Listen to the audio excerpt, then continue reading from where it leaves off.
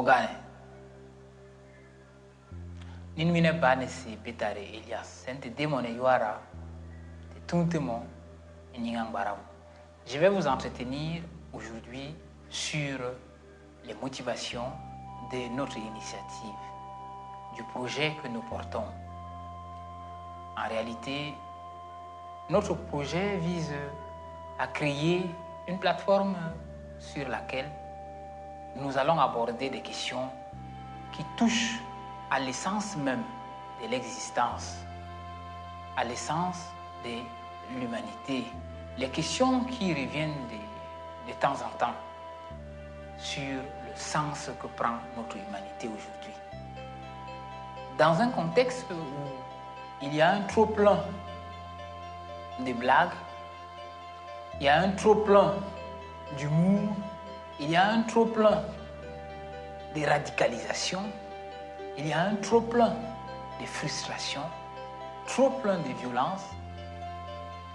Il faut savoir parfois dire stop, s'arrêter un moment pour se poser des questions sur la marche du monde.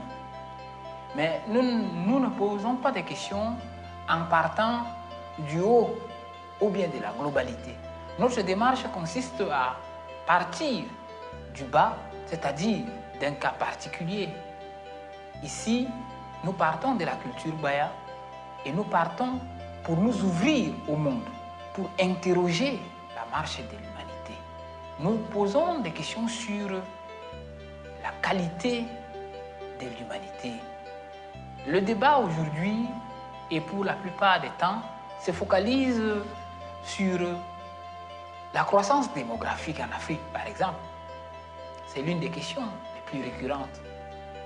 Le trop-plein de personnes, en fait, le chiffre, le nombre, la quantification, c'est légitime de poser ce problème. Parce que nous-mêmes, à un moment donné, nous avons fait écho de l'inquiétude qui portait sur est-ce qu'il y aurait un complot contre la population noire africaine ou bien contre les Africains de manière globale pour la réduction de la population. Une question qui, du point de vue historique, peut prendre un sens quand on sait tout ce qui s'est passé avec l'esclavage, avec la colonisation, les génocides en Afrique. L'on est à même de se poser cette question. Mais seulement, il y a une autre question qui, pour nous, de notre point de vue, semble un peu plus fondamentale, qui est la question de la qualité de l'humanité. Dire ainsi peut être bizarre, mais comment peut-on parler de la qualité de l'humanité? Alors, disons, du point de vue des complotistes, pour ceux qui pensent qu'il y a un complot contre une population du monde, on peut voir les choses d'une autre manière. Ou bien nous invitons les gens à s'interroger sur l'angle mort du débat, qui est celui du contenu même de ce que devient notre humanité. Lorsque nous interrogeons le contenu de ce que l'humanité a comme substance, nous nous posons la question, pourquoi les interdits qui régissaient, qui permettaient d'avoir une certaine harmonie hier, qui permettaient de mobiliser les forces, qui permettaient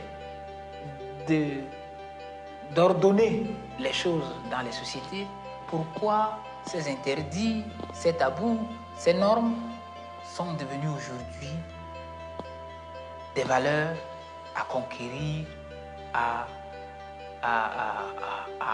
propager, à adopter à tous les prix. Jusqu'où peuvent aller les libertés ou bien peut aller la conquête de la liberté de l'homme? Est-ce que cette conquête effrénée de la liberté à tous les prix et de toutes les libertés ne concourt pas à la destruction de l'homme? Imaginons qu'on ait gagné ceux qui estiment qu'il y a un complot contre la population noire ou bien une population du monde, qu'on ait gagné le combat et que ceux d'en face, qu'on n'identifie pas clairement, puissent peut-être lâcher du lest et qu'ils puissent abandonner le projet. De toutes les manières, le problème ne serait pas là. Que serait un continent ou que deviendrait un continent comme l'Afrique avec peut-être 5 milliards d'êtres humains, mais qui ne serait en réalité d'humains que de nom? Quel est le contenu à mettre dans cette humanité-là? Une Afrique dépourvue de toutes ses valeurs. Une Afrique qui n'a d'Afrique que le nom qu'on peut écrire. C'est quoi le contenu de notre humanité aujourd'hui? Généralement, on reproche aux historiens d'être souvent très nostalgiques dans leur démarche et qu'ils voudraient ramener le monde en arrière à chaque fois. Ah, peut-être, mais la nostalgie, elle est d'abord humaine. Et sans la mémoire, nous ne pouvons pas avancer. C'est parce que nous avons mémoire, nous avons des souvenirs d'hier, que nous pensons qu'à partir de là, nous pouvons projeter le futur.